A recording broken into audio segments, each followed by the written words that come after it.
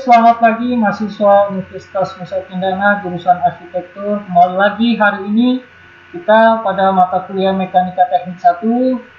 Pada pertemuan yang kedua, kita akan membahas mengenai apa yang dinamakan dengan kesetimbangan gaya dan apa yang dinamakan dengan pembekakan. Sebelum kita melangkah jauh, kita kenal dulu apa itu mekanika teknik, ya.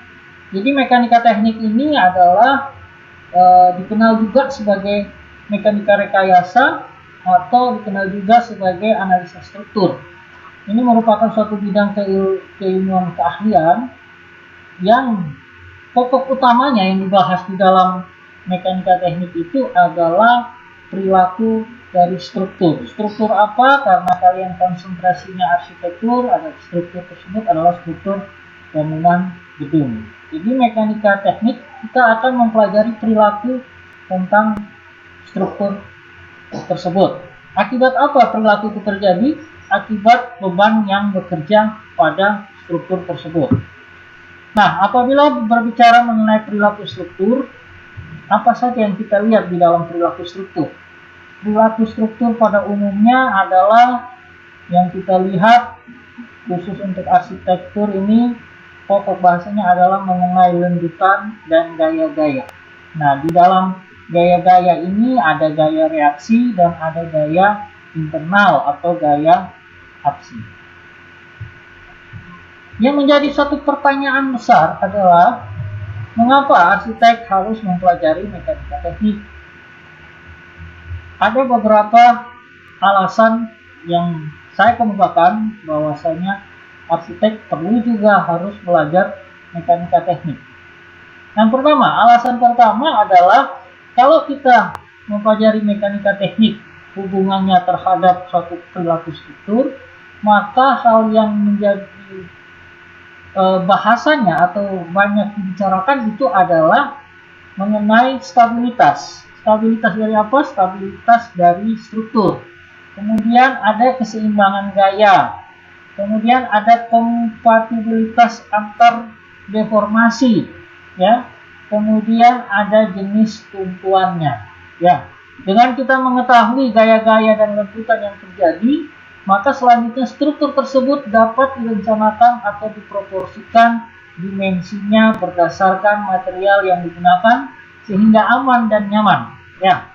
Dalam hal ini saya dengan kata lain bahwa kita mempelajari mekanika teknik untuk arsitektur, ya, agar kita memahami stabilitas, keseimbangan gaya, kompatibilitas, deformasi, artinya perpindahan, jenis tumpuan yang dipakai.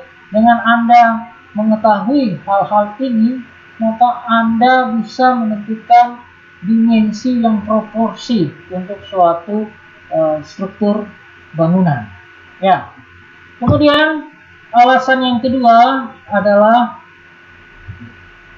bagian struktur yang menderita gaya dalam terbesar akan mengalami tegangan terbesar. Kehancuran struktur akan terjadi pada bagian struktur yang menderita tegangan terbesar. Nah, ini maksud dari kalimat ini adalah mahasiswa arsitek perlu tahu mekanika teknik. Dengan mekanika teknik, Anda semua akan belajar bagaimana perilaku dari struktur dalam hal menerima beban.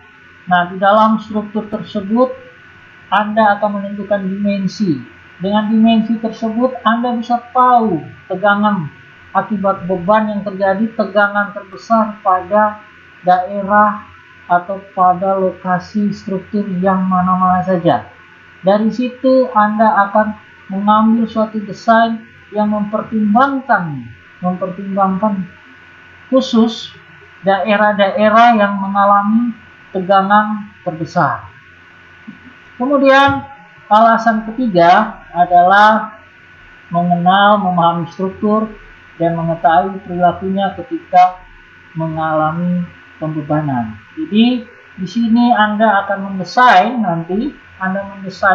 struktur sebagai seorang arsitektur. Anda akan mempertimbangkan beban-beban apa saja yang akan terjadi pada desain Anda. Kalau Anda sudah mengetahui beban apa saja yang akan terjadi, maka Anda pun punya intuisi, punya feeling engineering bagaimana saya merencanakan atau mendesain bangunan, struktur dari suatu bangunan. Nah, ini ada contoh-contoh perilaku struktur bangunan, ya. Dengan kita memahami perilaku struktur bangunan, kita akan menjadikan suatu bentuk desain bangunan, ya. Anda sebagai seorang arsitek akan menjadikan suatu bentuk desain bangunan. Apabila tidak memperhatikan perilaku struktur, maka akibatnya adalah roboh, ya, roboh. Bangunan, contoh bangunan gempa di Padang dengan 7,6 skala Richter, ya, tanggal 30 September ini didesain seperti ini tanpa memperhatikan stabilitas, keseimbangan gaya, maka saat beban gempa bekerja, bangunan tersebut alhasil roboh.